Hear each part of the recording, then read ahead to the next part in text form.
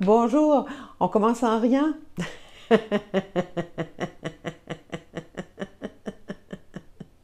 Moi, je vais célébrer les bonnes choses que j'ai réussies depuis quelques jours. Ah, ah, ah, ah, ah.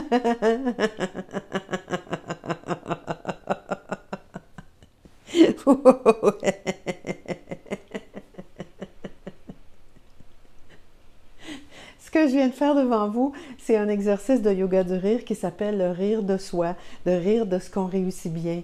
Le yoga du rire, si vous ne savez pas, si c'est la première fois que vous voyez une vidéo qui en parle, eh bien, c'est une méthode qui nous permet de rire d'une manière intentionnelle, sans avoir recours à de l'humour ou à des blagues. On rit simplement comme un exercice.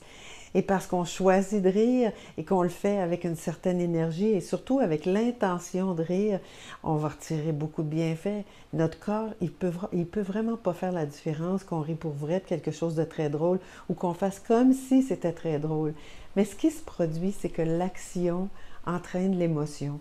Donc, au départ, quand on commence à rire, même si c'est d'une manière intentionnelle, on ne se sent pas particulièrement joyeux, mais plus on continue à le faire, et plus dans notre esprit et dans notre corps, il y a des choses formidables qui se produisent. Donc, voilà, je vous invite à le refaire parce que tous les jours, on fait des choses qu'on est particulièrement fiers de nous. Ah,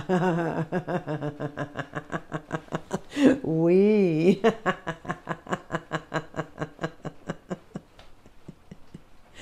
Donc aujourd'hui, je vous fais cette vidéo en direct de mon nouvel espace de travail puisque nous sommes déménagés au cours de l'été et je viens partager quelque chose avec vous qui m'a fait particulièrement plaisir.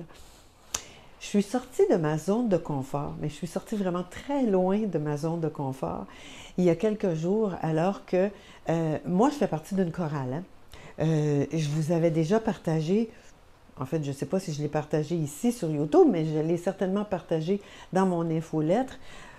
Je vous invite d'ailleurs à vous abonner. Et donc, j'avais partagé dans mon infolettre qu'à chaque année, pendant la période du temps des fêtes, pour la veille de Noël, mon père était directeur d'une chorale à l'église à Arthabasca, où je suis née. Et donc, il y a une année où il manquait de voix pour la partie alto. Et papa m'avait demandé de me joindre aux altos qui étaient là. Et j'étais allée, et depuis ce temps, à chaque année, à Noël, la veille de Noël, pour la messe de minuit, moi, je joins ma voix à celle des personnes qui vont chanter pour cette messe-là. Et j'ai toujours beaucoup de plaisir à chanter. Chanter, c'est un des éléments de la joie.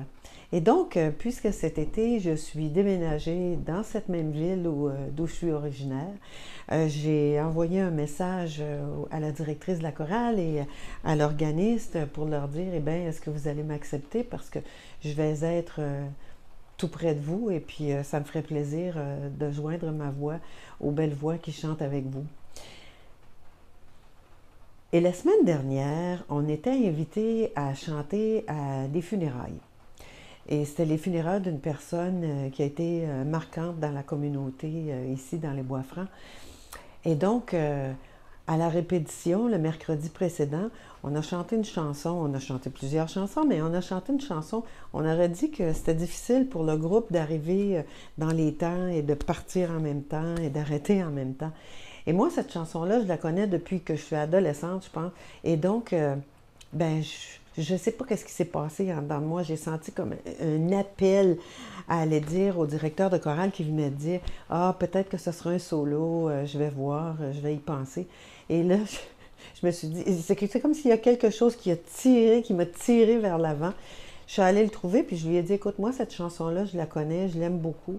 Je pourrais la chanter si tu veux que je fasse un solo. Bon, si vous préférez que ce soit un homme ou que ce soit quelqu'un d'autre, j'ai aucun problème, mais moi, je pourrais la chanter. Déjà là, je me suis sentie comme, mon dos, je viens de faire quelque chose là. Et bon, je suis allée la pratiquer avec le deuxième organiste qui était là. Et je me suis retrouvée à chanter la chanson toute seule aux funérailles. Et les jours qui ont précédé, jusqu'au matin des funérailles, j'envoyais des messages pour dire si vous changez d'idée, si vous préférez la donner à quelqu'un d'autre, il n'y a aucun souci, c'est pas du tout un problème pour moi. Et ça, c'est parce que là, je me suis posé la question, je commençais à me dire, mais qu'est-ce que j'ai fait? Pourquoi je suis allée donner mon nom pour ça? Je ne sais pas chanter toute seule devant tout le monde. Chanter en groupe, pour moi, c'est très agréable. Je le fais depuis très longtemps. Parler, quand je vous donne des conférences ou des ateliers à des centaines de personnes à la fois, j'ai une certaine nervosité, mais il n'y a pas de problème. Faire des entrevues en direct à la télé, il n'y a pas de problème non plus. Bon, on a un certain trac, mais c'est normal. Mais là, chanter toute seule devant des gens, c'était presque comme si pour moi, je dévoilais quelque chose de mon intimité.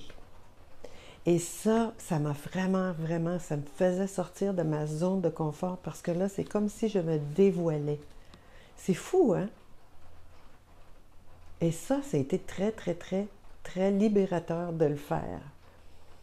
Premièrement, j'ai bien chanté. Même si au départ, j'avais un peu peur de... En fait, c'est parce que j'avais un peu peur de pleurer. Bref, une fois que j'ai eu fini de chanter toute seule devant mes pères, qui étaient de la chorale, et de chanter durant la messe funéraire, c'est comme si j'avais vraiment fait un grand pas de géant pour me faire un petit peu plus confiance. Et je vous raconte ça parce que je suis persuadée que vous vivez certainement des choses similaires.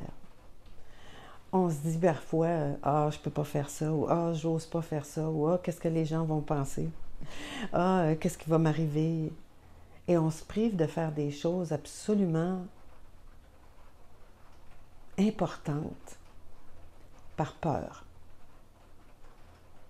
Rire intentionnellement, c'est une des choses dont plusieurs personnes se privent par peur du ridicule, par peur de ce que les autres vont penser, par peur de ne pas être la personne sérieuse, digne, responsable qu'eux-mêmes croient être, ou croient devoir être.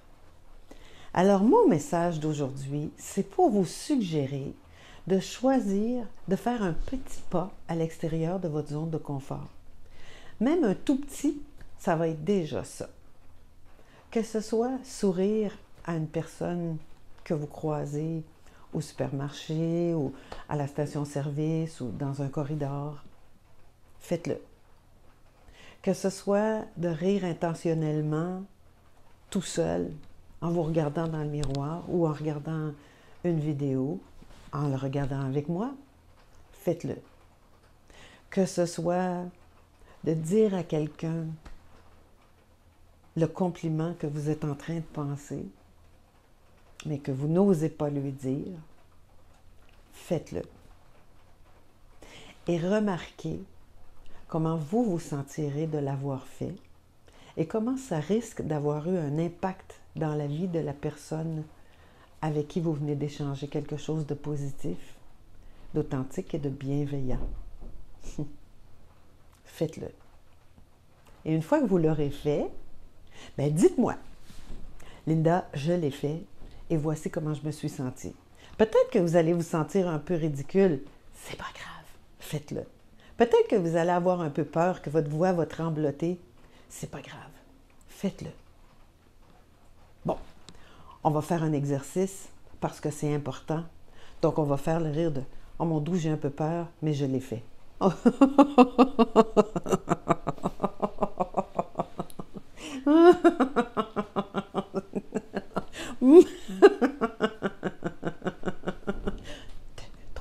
Je l'ai fait.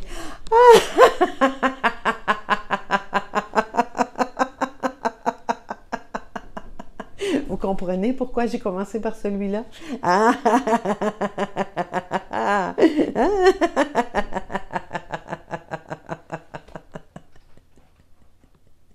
Et donnez-vous une belle étoile dans votre cahier aujourd'hui parce que vous l'aurez fait.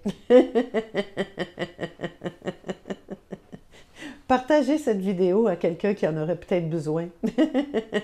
Regardez-la de nouveau si c'est pour vous donner un petit peu plus de courage, mais faites-le.